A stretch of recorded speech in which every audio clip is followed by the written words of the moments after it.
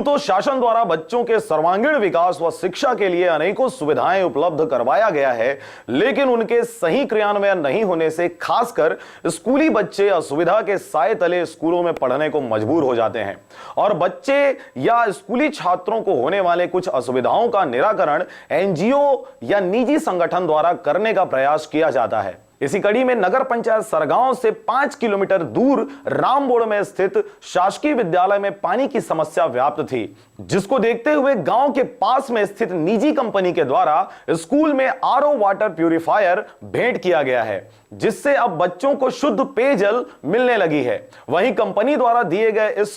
पुण्य भेंट के लिए शासकीय प्राथमिक शाला के प्रधान पाठक व छात्रों के अभिभावकों द्वारा उनको धन्यवाद ज्ञापित किया गया है।